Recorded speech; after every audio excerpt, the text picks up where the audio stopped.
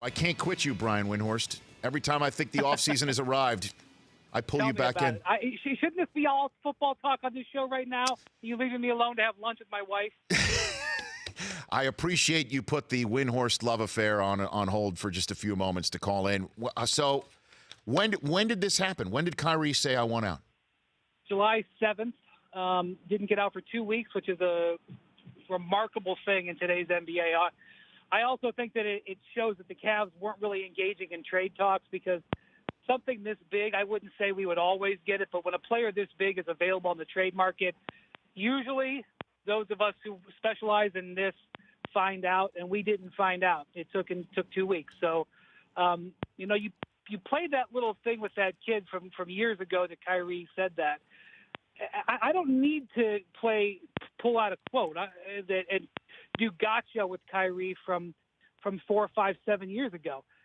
1 month ago during the finals, maybe 6 weeks at this point, he was talking about the balance that he has to go through, about whether he wants to be the centerpiece of a team. He even used the word being selfish and being the number one player on the team, or play alongside a great player in LeBron and go for your team greatness. He even said he would rather be on a great team as opposed to being up at 3 a.m. wondering what the future of his team was going to be. So in the past, I was always aware that Kyrie did want to have more of an independent situation. His idol is Kobe Bryant. He talked about how he would go into his Mamba mentality. And Mamba mentality would be have your own team. But when Kyrie said that a month ago, I thought, he's going to stick this out and wait for this situation to LeBron to end, whether it would end in 2018 or 19 or 20, and then go full Mamba mentality. So I'm surprised. I'm not surprised that Kyrie wants out. I mean, look, Rich, there was a time where you left a high-profile job to go to another high-profile job, right? I mean, and some people probably thought you were crazy for doing that, and you've gone on to be successful. So I'm not going to look down at Kyrie. Kyrie has every right to want to do this. I am surprised about the timing because, yes, there are side effects to playing with LeBron. Does he blame you when he makes a mistake defensively? Yeah. Does he subtweet and passive-aggressive you on social media? Yes. Does he have the team sort of bend around his desires with travel and schedule and stuff like that? Yes. True across the board. Is it worth it? Just about everybody he's ever played with or played for would say yes.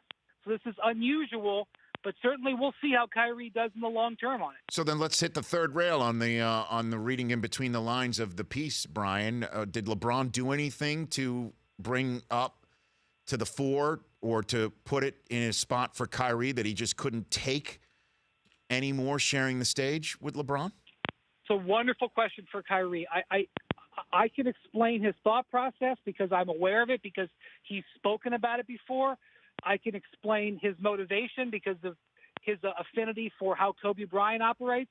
I can't explain the timing. That's a question that Kyrie's going to have to answer. And again, a month and a half ago, he was talking about how this arrangement, and he even said this era. He talked about how it was important to play for the team in this era. And when he said all that, I was under the impression that he was going to continue to suppress what he wanted to continue to stay with this team. So I don't understand the timing. I don't know if something happened between then and now, or if he was just saying something to the media that wasn't true, which is not against the law, or what. But obviously, that's a great question. I don't know the answer to that one. Brian Windhorst of ESPN, again, part of the crew that broke the news over the weekend that Kyrie Irving has asked to get out of Cleveland. What does Cleveland do right now? Well, they got three choices, Rich. One is they don't have to trade him because he's got 2 years left on his contract. Go back to Kobe with the Lakers in 2007. I can still remember my then coworker, Rick Bucher, going on and saying Kobe Bryant will never play another game in a Laker uniform. Kobe demanded a trade, but the Lakers had him under contract for years. They worked through it, and he ended up winning 2 more championships. That's one option. Option number 2 is they could look to trade for young pieces and draft picks. This is what typically happens when a star gets traded.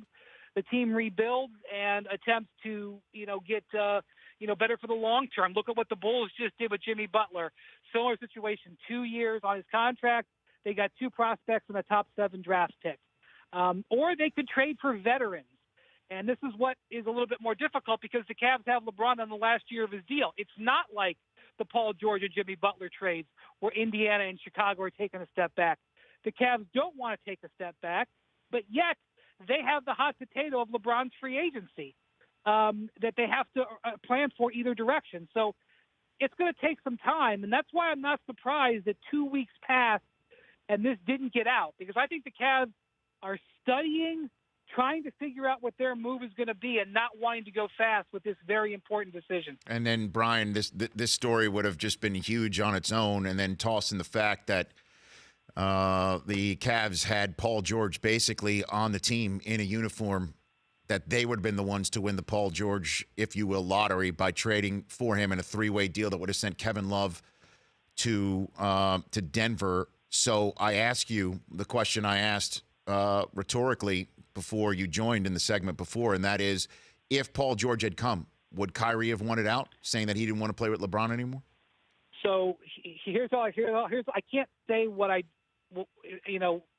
hypothetical, but here's what I can say. The Cavs really thought they were about to trade for Paul George for Kevin Love. The Pacers never thought they were going to agree to that deal. The Pacers would have traded Paul George to the Cavs for Kyrie Irving, but the Cavs didn't feel the need to offer, or they felt that they had to trade Kyrie Irving back then. Those are things that I can say with confidence. I think there's another possibility. What if the Cavs had traded Kyrie Irving for Chris Paul?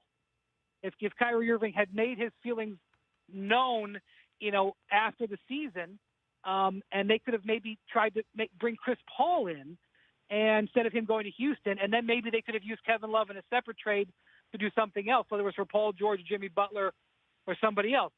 Is that possible? And again, I can't say that's a hypothetical. What I can say is Kyrie was frustrated after the season, but he never met with the Cavs to tell them how frustrated he was. Could that be because the guy he would have gone to, they fired in David Griffin? That's one explanation for it. To be honest with you, that's an explanation I've been given. But David Griffin wasn't there, and they still made the trade demand. I mean, if you really want to demand a trade, I think you can call the owner. But what you just said is an explanation that I have been given, not as a hypothetical, but as a reason. Brian Windhorst, a couple more minutes, because there's so many more things to talk about just based off of these, facts alone. I want to stick with the Paul George for a moment. It seems that the Pacers had better offers, but they were all from Eastern Conference teams, and that is what trumped everything in their conversations and strategy about trading Paul George. Is that a fair assessment, Brian? Okay, here's the gray area. If a team could have traded for Paul George and knew that they were going to be able to keep him, his value was going to be stronger. So if you're the Pacers and you're talking with the Cavs and they're offering Kevin Love essentially, and it was going to be a 3-way trade with Denver where Love would get moved on to Denver. But if you were talking with the Pacers and the Pacers actually thought that Paul George was probably going to re-sign to stay with LeBron, then they would have wanted Kyrie Irving, because trading Paul George with 1 year on his contract has certain value.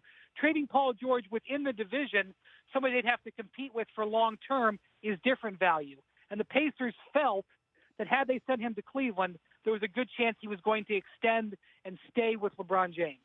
So that made it difficult to work out a trade, because the Cavs are making offers that we only might have him for 1 year. So on a 1-year rental, we're willing to give X. And so that's why it's hard to do this. The other thing is, and this is going to be important with Kyrie going forward, it's extraordinarily hard in the NBA to complete 3-team trades. I'm already seeing people posting their 3-team trades online like, oh, here's the 3-team trade. The Knicks get this, the Heat get this, the Cavs get this. A 3-team trade, Rich, is a no-team trade. A 4-team trade is a pipe dream. So obviously they happen, but maybe 1 out of 1,000 3-team trade offers happen. And that was a 3-team trade offer. It's really, really hard. But to get to the bottom line, if the Cavs knew that Kyrie Irving wanted to trade in June, and whether it was Kyrie's position or the Cavs' position that they didn't know that, forget about that. If they knew Kyrie wanted to trade before the draft, this offseason would have looked completely different for the entire NBA because it would have changed the Paul George situation. It would have changed Jimmy Butler. It might have changed Chris Paul. It might have changed the Celtics, a whole bunch of things.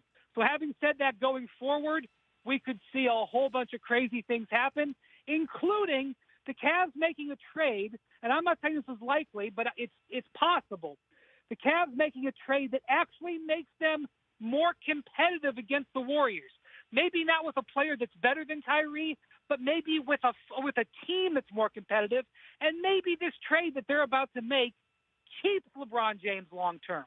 Maybe it drives him away, but maybe it keeps him, and that's why you got to watch the NBA. Should I check on my grandmother to see if she has wheels to make her a wagon, Brian? I mean, should I do that now after hearing that last soliloquy right there? I don't know.